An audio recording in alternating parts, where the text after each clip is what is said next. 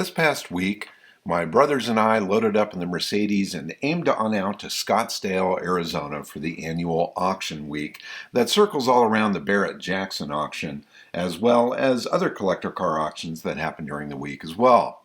As we rolled across the desert, we did stop to see the big spider out in Palm Springs, and we landed first at RM Sothebys for the preview of the auction that was going to happen the next day.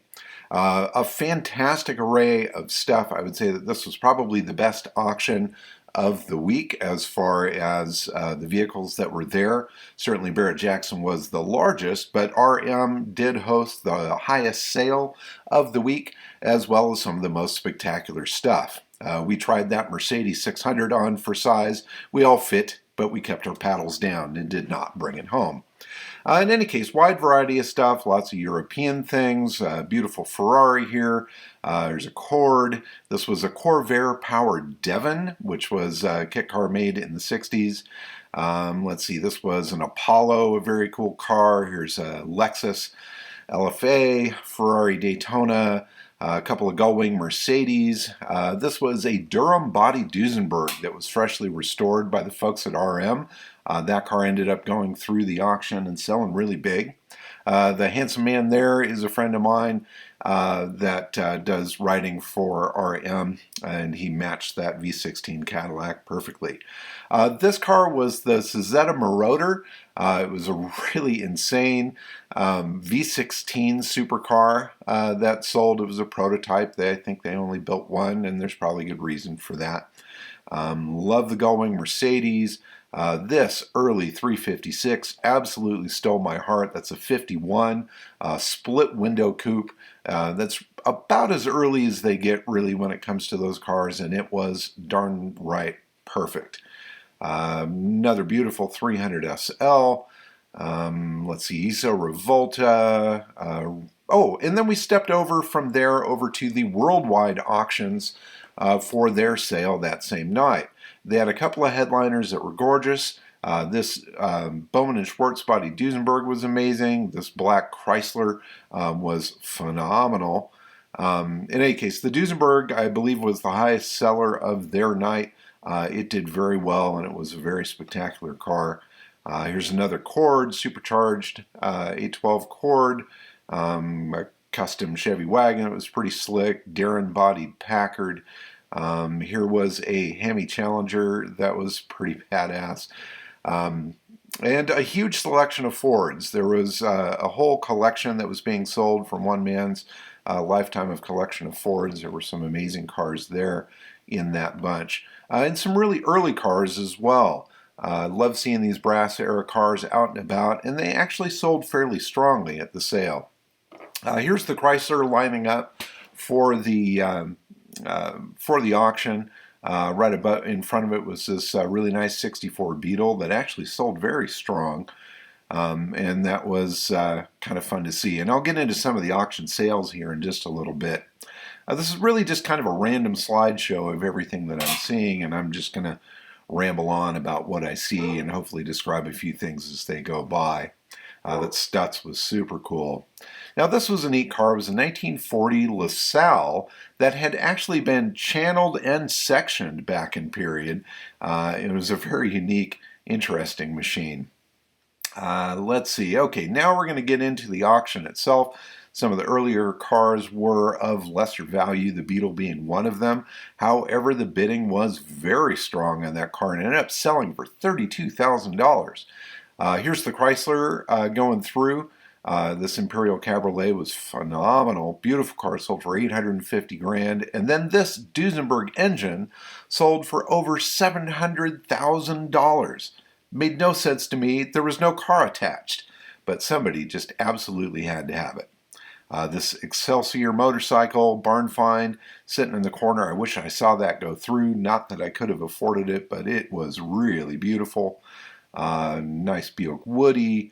Oh, here's some details on that double bubble custom wagon. We'll see it go through here in just a little bit. Really, really cool car. This car here, this Delahaye, was a really beautiful machine, one-off, coach-built bodied car. Did very well. Here's the Duesenberg rolling through. I had a friend that was bidding. He had planned on going up to about 1.5 million, and it blew way past that. Let's see, here's that custom Chevy wagon. It was kind of an odd duck there at the auction. Not a whole lot of hot rods there, but it did sell for over $200,000. After there, we grabbed something to eat, went back to the bed and breakfast or the Airbnb that we had rented, and then started the next day at the Bonhams auction. Now, Bonhams is another boutique auction with some very high-end special machines. They had a whole collection of Aston Martins that were parked out front to welcome you as you came into the auction. Those were all being sold. This barn find Mercedes was a spectacular looking car and definitely fell in line with my current passion with Anya, the 1940 Mercedes.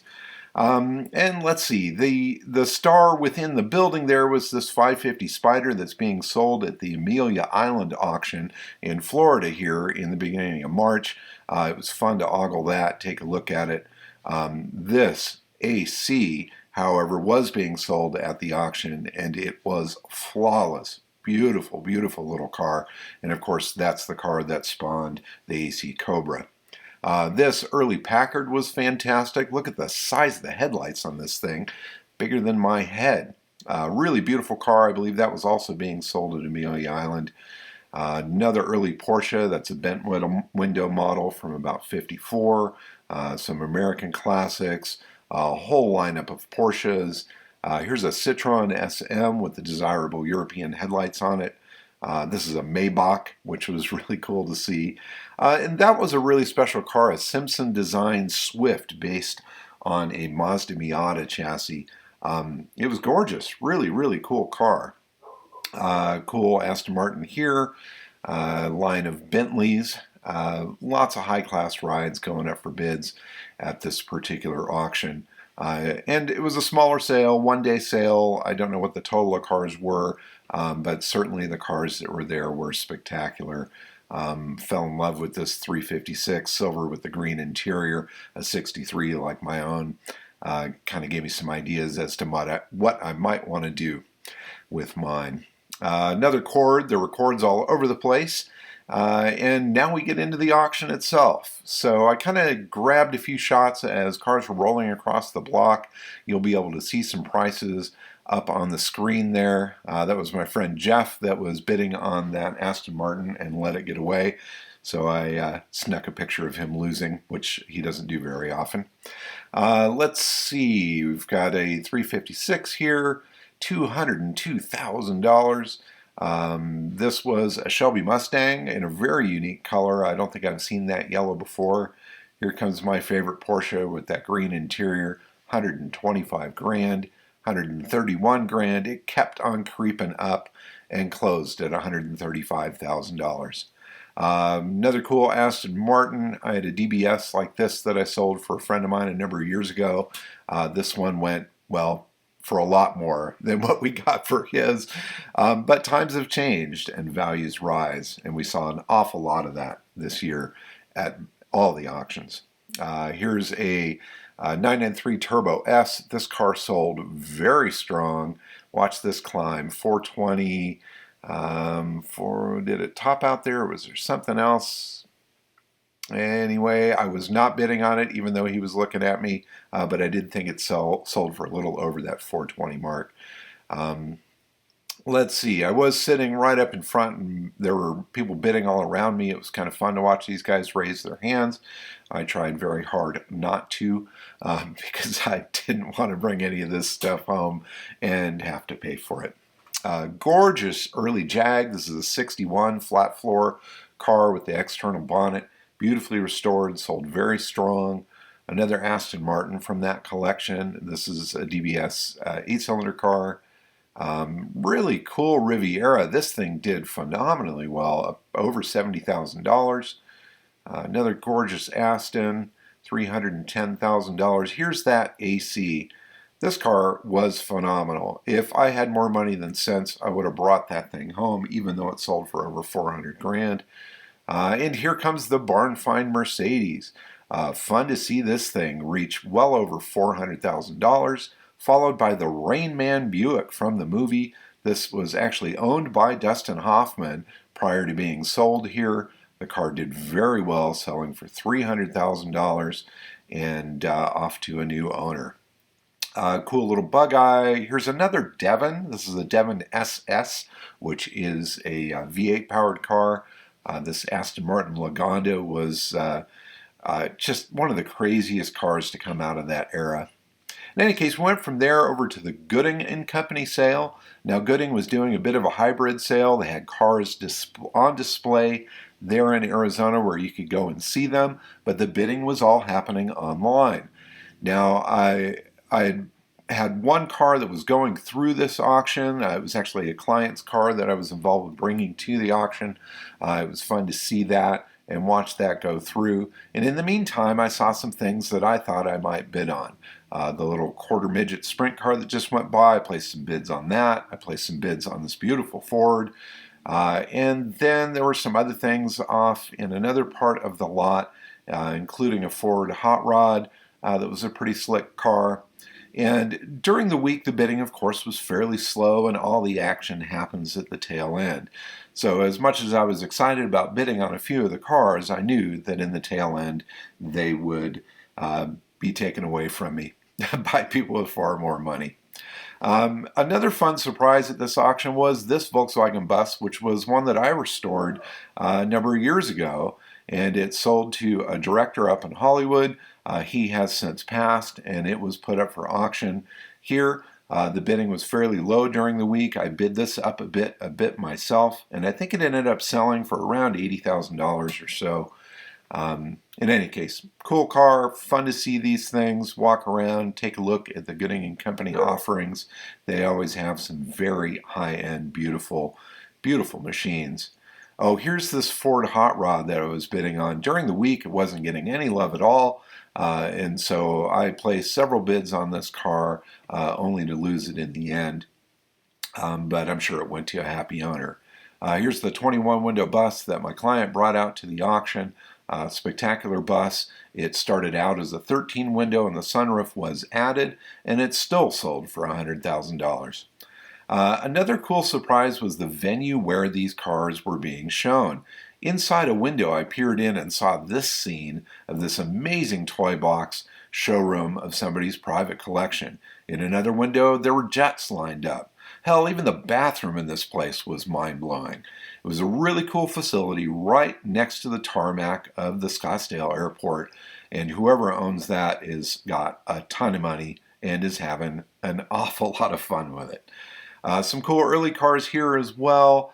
There's a couple repeats of some photos here. I did really dig this Packard Town car. Really cool survivor car. Had this great little dictaphone thing in the back, dictograph, so that you could hear people in the back. And then we went over to watch the RM sale that night. Found a seat in the audience there and watched these items, these insane vehicles, roll across the block. Here's the Durham Body Duesenberg on its run through the block. Ended up selling for over $3 million, which was spectacular money for that car. Beautifully restored, however, and very exciting. Here's that Lexus LFA. Really fun to see. Basically a Toyota sell for over $700,000. What is the world coming to? Now, this was the star of the show. This was an alloy-bodied Mercedes Gullwing. I believe there were only 29 of these cars built. This one went absolute gangbusters, sold for well over $600,000, setting the record for sales at Scottsdale that week. This split window Porsche did very well. The Suzetta Marauder, the one-off car, sold for, I think it was $1.2 million in the end, which was fantastic to see that one-off special strange machine get some love. And let's see, what else do we have here? Oh, actually, $1.235 million that sold for. This was a shocker for me. This 560 SL sold for over $100,000. In fact, it broke $130,000 by the time it closed, especially with fees and that sort of thing. That was the world's most expensive 560 SL as far as I'm concerned. Another 21 window bus went through here, beautiful restoration. This bus did very well. I think it sold for about 160 grand. And then we closed the night out with an Arby's drive-through and a return to the house. The next morning we woke up early, got over to Barrett Jackson to see the circus. Now, Barrett Jackson, obviously being the largest auction of the Scottsdale week, it is the polar opposite of these smaller boutique auctions. We're talking thousands of cars here, tons and tons and tons of people, corn dogs as long as your leg, and just absolute batshit crazy stuff everywhere you look. Lots of hot rods, lots of custom cars. You can buy neon signs there. You can buy helicopters. You can buy electric motorcycles, electric Cadillacs, boats, horrid sculptures, massage chairs that eat you, even fake-looking shaggy sheep and palm trees. I mean, this is a carnival. This is not an auction anymore. It has turned into the World's Fair, and that's a part of its attraction. You know, people come from all around the world to attend this. It's not just an auction. It is a true event in the biggest style possible. I always think of the circus when I roll into this place because it is under the big tent. It is big, it is loud, it is fast, and it is crazy. And it was fun to go around after a few days of sales and see what some of these cars had sold for. Some of the stuff was surprises. This funky little Jeep here selling for, well, actually 10.5. It looked like 105 grand at the start, but there was a period in between there. You had to pay attention to that. This was cool, that Suburban with the canoe on top. $47,000, took that home with its car pack rack, its Yellowstone sticker in the window. There were several VW buses there, including some German models like this 57, as well as some Brazilian ones like this single cab, sold for 65 grand. And this was a Brazilian model bus. This one too was a Brazilian model bus in 1974 with the sunroof and everything added to it. That bus ended up selling for over $100,000 when all things were done. Let's see, 20 grand for that Hyundai. Big blown Willys, love that. Beautiful Auburn in the lineup. Some historic hot rods, including that Barris car. This Cord was really nice. Kind of matching pair of hot rod and car hauler there. Lots of resto mods. There were more Camaros there than I think I've ever seen in one spot ever, and every single one of them was completely different in the way that it was built and done up. Let's see, some other fun stuff. Here's another VW bus, and yet another VW bus, and another VW bus. Some of these had not yet gone through. I took pictures of their numbers so I could go back and see what they sold for in the end, since that is a market that I follow closely. This hot rod Divco delivery vehicle was pretty awesome. The Wayne's World Pacer, complete with a licorice dispenser, sold for $71,000 at auction, which was pretty crazy. I don't know what to say about this Donk Camaro other than I'm glad the photos just disappeared. And let's get into some more stuff here. Lots of muscle cars, another VW bus with the worst taillight seals I've ever possibly seen. Dukes of Hazzard were there. This custom 356 Porsche kinda was, well, not a fan, I gotta say. A lot of effort to make an outlaw vehicle, but it really just didn't flow right to me. I did love this 6-door VW bus. Beautifully restored, really nice quality one, which seems rare for a Brazilian model bus. There was a gentleman that brought out a couple of 356 Porsches to sell. Nicely detailed, fun little cars. Talked to him for quite a while. Eleanor Mustang.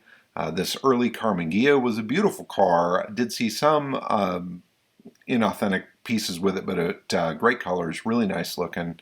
Let's see, this 993 for 150 grand for a Cabriolet. That car sold very strong.